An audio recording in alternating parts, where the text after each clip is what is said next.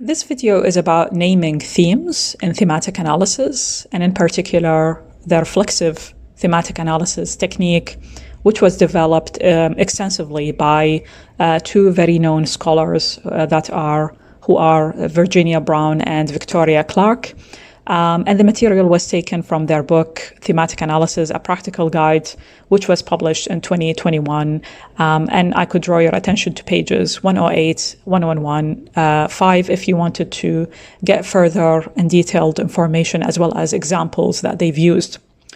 So now you've developed your themes. How do you go about naming your themes?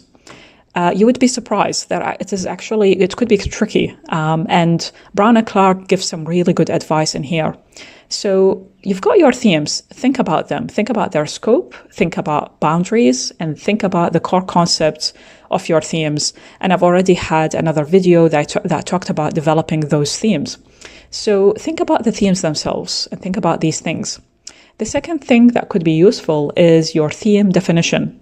So your theme should be defined in a few sentences with an indication of the central organizing concept or the key takeaway of the theme that you've developed, as well as any specific manifestations, any specific implications of the theme in connection or in relation to your research questions and any sub-themes that you've developed.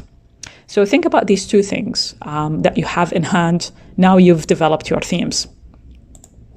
The third thing that Braun and Clarke gave as a really good or useful way to name your themes is use the following questions.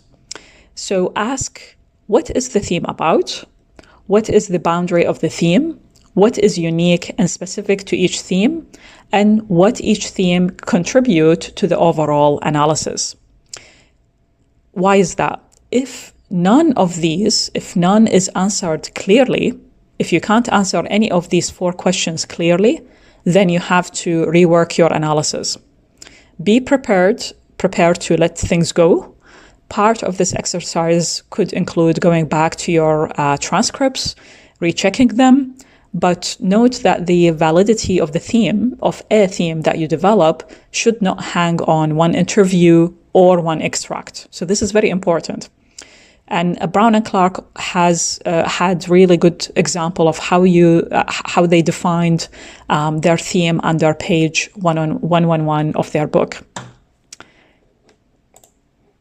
Then they give more advice in terms of naming themes. Other useful things to bear in mind. A good theme name should be concise, informative, and catchy. The theme names give readers a sense of your analysis as well as sell, if you like, your analysis without misleading the reader. Any poorly named themes might also misrepresent the data by showing it as a topic summary rather than as themes. So this is very particular. It's very important to keep this in mind. This point is very particular for reflexive thematic analysis because reflexive thematic analysis is not about topic summaries. It's really not about that as a technique. And this is what differentiates Braun and Clarke's thematic analysis from other types of thematic analysis. And they go through this in their book. So it's very, very important to know the difference because that would affect the naming of your themes. Also, avoid single-worded themes as they capture a topic and rarely the pattern of the meaning that you have. And also, finally, think about, is what you have an overarching theme? So there could be an overarching theme that holds all your themes created together, which tells your story, your overall story, and your analysis direction.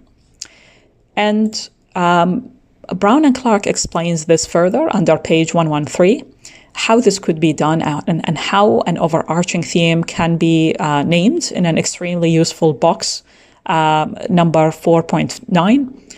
So regarding overarching themes, I thought I'll put like a separate slide for you to understand more about overarching themes. So an overarching, just things to keep in mind when you develop your overarching themes or what they called parent themes. So an overarching theme can capture the broad pattern of meaning. These overarching themes are considered theoretical and latent themes, where you could draw on your theoretical knowledge of the subject to interrogate your data. Latent themes, again, this is something that you can, it's not explained in here in this video, but it's something that you can read more about. It's latent versus semantic. Latent is more of, represent like a gist of something rather than an actual said thing.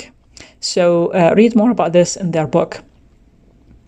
And also, the overarching theme can tell the story of different, distinct, but interconnected themes.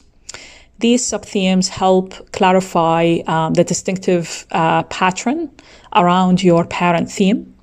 Parent themes signals the scope of analysis, though it does not signal a specific focus. So that's something important to keep in mind. And parent themes, or these overarching themes, can also read as statements of importance. The emphasis, you are putting is on the importance of X within the data set.